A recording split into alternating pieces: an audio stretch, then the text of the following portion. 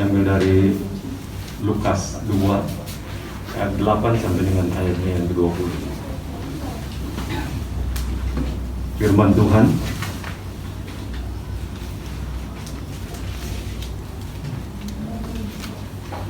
di daerah itu ada gembala-gembala yang tinggal di padang menjaga kawanan ternak mereka pada waktu malam. Tiba-tiba berdirilah seorang malaikat Tuhan di dekat mereka, dan kemudian Tuhan bersinar meliputi mereka, dan mereka sangat ketakutan. Lalu kata malaikat itu kepada mereka, "Jangan takut, sebab sesungguhnya aku memberitakan kepadamu kesukaan besar untuk seluruh bangsa. Hari ini telah lahir bagimu juru selamat, yaitu Kristus Tuhan di kota Daud. Dan inilah tandanya bagimu, kamu akan menjumpai seorang bayi dibungkus dengan lampin dan terbaring di dalam palungan." Dan tiba-tiba tampaklah bersama-sama dengan malaikat itu sejumlah besar bala tentara sorga yang memuji Allah, katanya, "Kemuliaan bagi Allah di tempat yang maha tinggi, dan damai sejahtera di bumi di antara manusia yang berkenan kepadanya." Setelah malaikat-malaikat itu meninggalkan mereka dan kembali ke sorga, gembala-gembala itu berkata seorang kepada yang lain,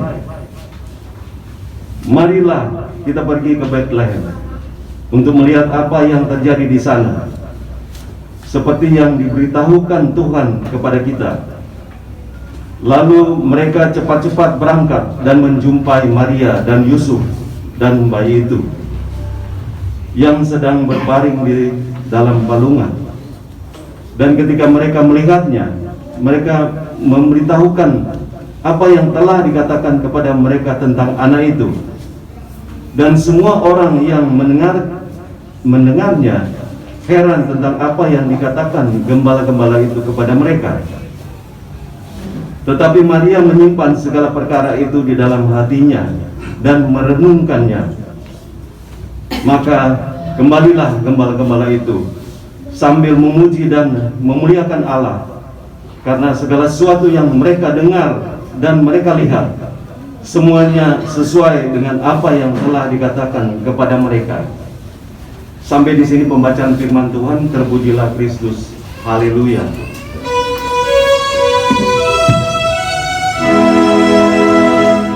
Haleluya, haleluya, haleluya.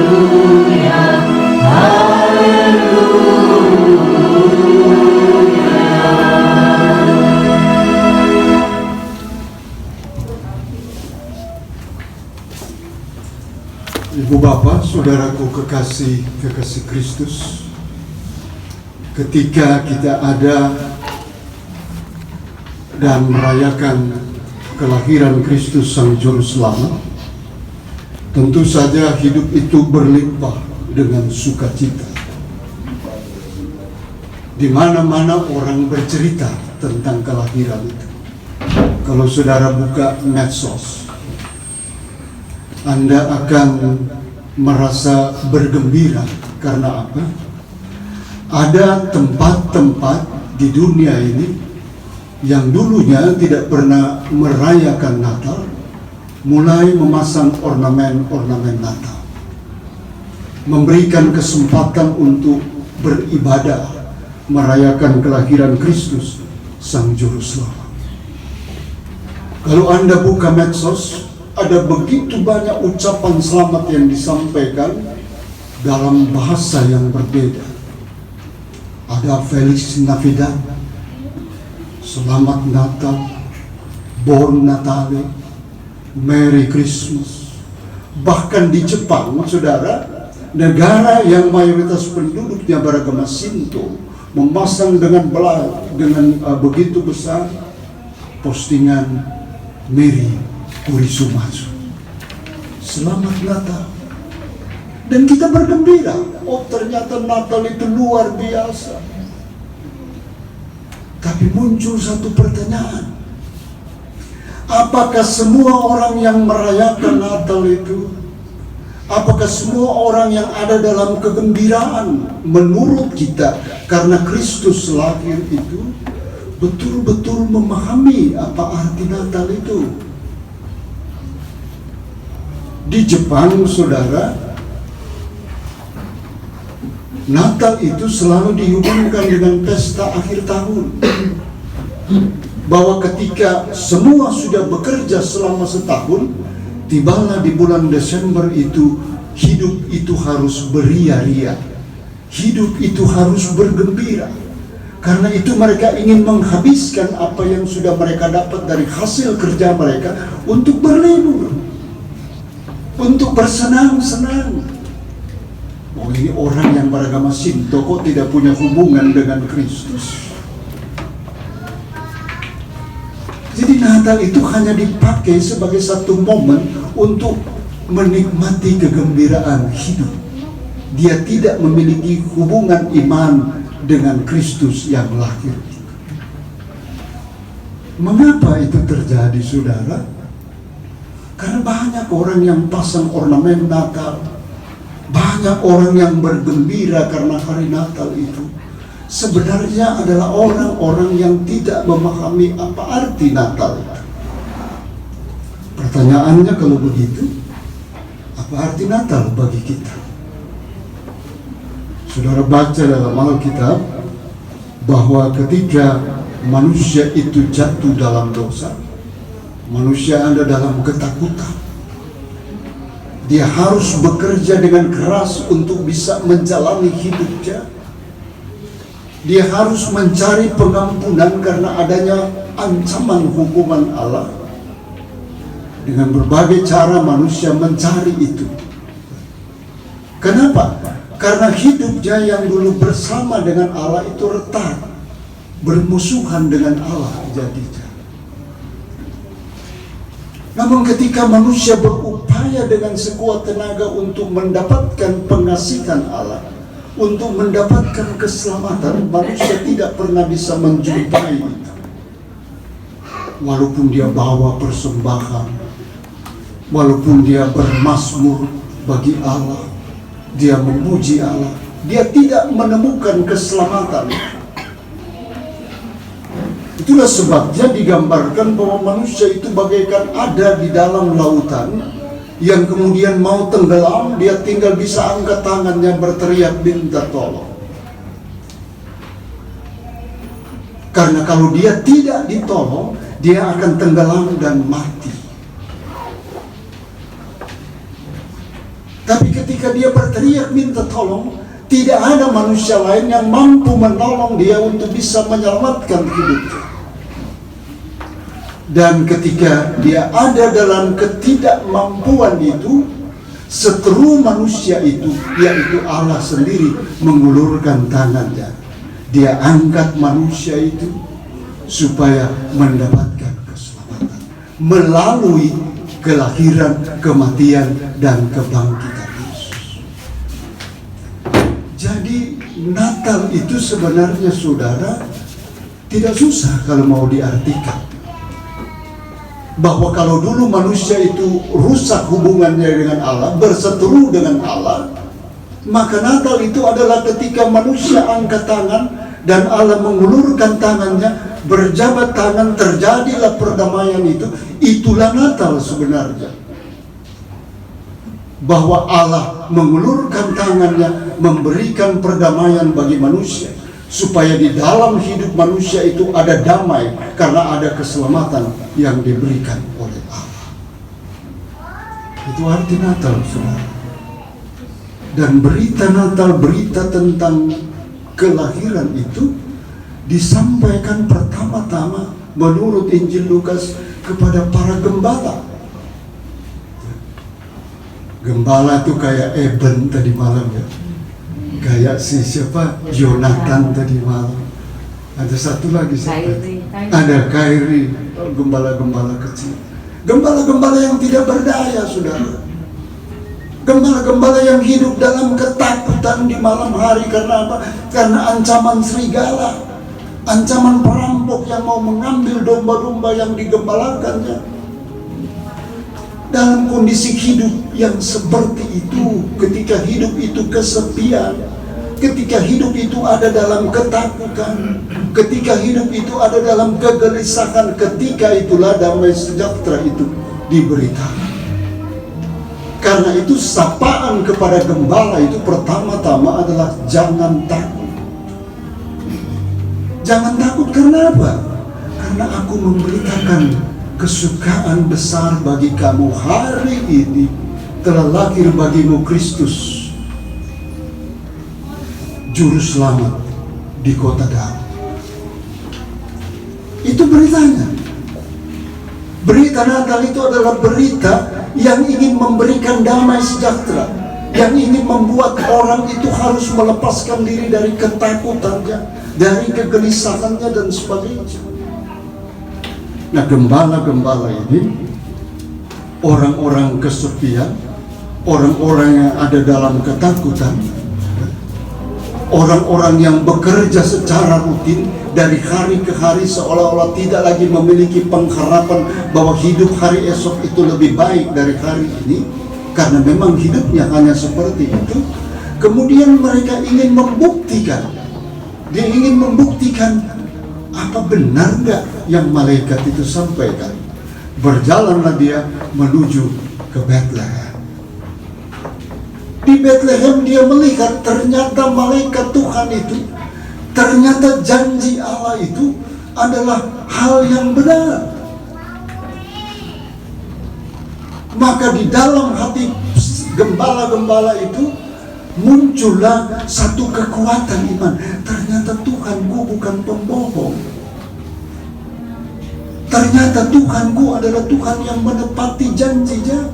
Ketika dia katakan hari ini telah lahir bagimu Juru Selamat di kota Daud, maka aku membuktikan perkataan Tuhan itu benar.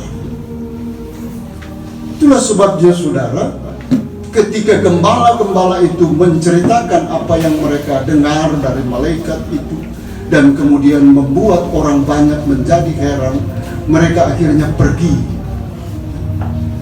Tapi dia pergi kemana? Dia pergi kembali dalam kehidupan pekerjaannya. Tapi ada sesuatu yang berubah. Kalau ketika dia disapa oleh malaikat itu, dia ada dalam ketakutan, dalam kegelisahan,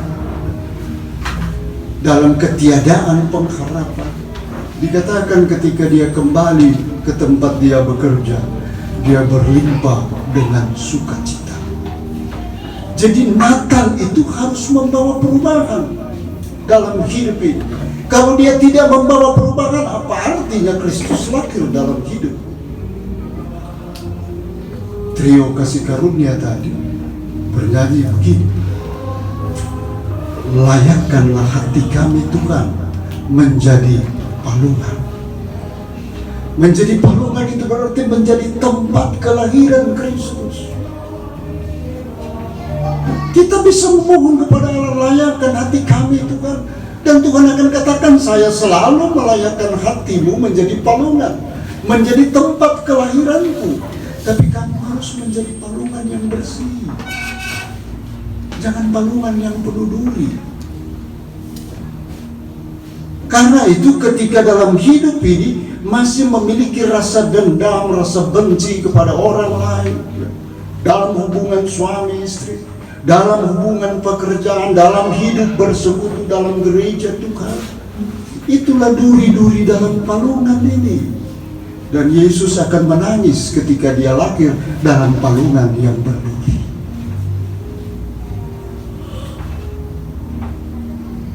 Nah, pujian tadi katakan, layakkan hati kami Tuhan, jadikan palungan.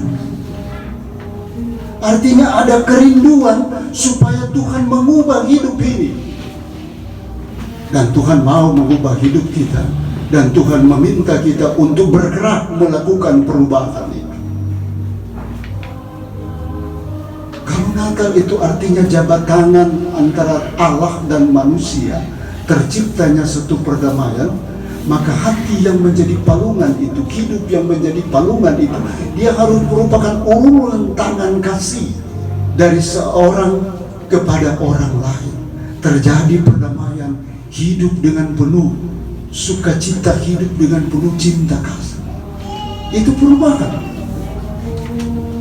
Kita menyambut kelahiran Kristus, jadikan hidup ini sebagai palungan, yaitu hidup yang berubah di dalam Yesus, sehingga bayi itu bisa lahir bukan di dalam palungan yang berduri, palungan yang penuh dengan akar pahit, palungan yang penuh dengan kebencian, tapi palungan yang membuat dia bisa tidur terlelap dalam hidup ini dan menjadi raja dalam hidup ini. Jadi dia harus membawa perubahan. Dan ketika para gembala itu pergi, mereka pergi dengan sukacita. Karena apa? Mereka ingin kembali ke tempat mereka bekerja untuk bercerita bahwa janji Allah itu benar. Ketika malaikat dikatakan, hari ini lahir, kami membuktikan bahwa dia lahir. Semangat untuk memberitakan itu tidak bisa diredam, saudara. Tadi malam, waktu mau Natal itu, Pak Felix sudah turun, tapi nggak jadi, naik lagi. Belum jadi mulai. Datanglah gembala kecil yang namanya Yonatan itu. Ada Yonatan di sini kan? Yonatan dia korek saya di pintu. Pak, kok belum mulai sih? Mungkin dia lihat Pak Felix sudah turun, naik lagi, jadi belum mulai. Kok belum mulai sih? Saya bilang bentar, mungkin masih ada yang diatur. Sabar ya. Sudah mulai gelap, datang lagi si Yonatan. Aduh, gembala sudah datang lagi. Dia korek lagi. Pak, memangnya mesti malam ya baru kita mulai? Saya pun bingung, ini mau jawab apa lagi sama anak ini. Yang pasti bukan karena ada ulur-ulur waktu. Anak itu tidak menegur kita tentang ulur waktu. Saya percaya karena dia tidak berpikir sampai di situ. Tapi saya mencoba untuk melihat, ternyata gembala kecil ini yang sudah melatih dirinya ya untuk main drama itu selama 1,5 bulan, ya, dia tidak bisa meredam kerinduannya untuk menampilkan itu. Untuk bercerita sebagai seorang anak kecil, aku pernah berperan loh sebagai gembala ketika Yesus itu lahir. Itu barangkali menjadi teguran yang harus membuat kita berubah. Bahwa ketika Kristus lahir dalam hidup ini, kita tidak bisa meredam hati kita. Kita tidak bisa meredam semangat kita. Kita tidak bisa meredam keinginan kita. Kerinduan kita adalah bercerita tentang Kristus yang lahir itu melalui sikap hidup, melalui pelayanan kita, melalui pergaulan kita dan sebagainya. Artinya saudara, jangan tunda untuk bercerita tentang kelahiran Kristus. Jangan tunda untuk bercerita tentang kelahiran Yesus melalui pelayanan. Kalau kita majelis Jumat, jangan tunda untuk bercerita melalui kegiatan-kegiatan pelayanan tentang kelahiran Yesus. Kalau kita adalah pengurus BPK, jangan tunda untuk bercerita tentang kelahiran Yesus bagi tetangga, bagi sahabat kita melalui sikap hidup yang penuh dengan kasih. Karena apa? Karena Kristus itu sudah lahir dalam hidup ini. Mari kita jadikan hidup kita sebagai palungan. Palungan yang bersih, palungan yang sejuk. Kenapa? Karena Sang Raja Damai itu hadir dalam hidup ini. Dia merubah hidup kita, menjadikan kita pembawa damai dan sukacita bagi sesama kita. Amin.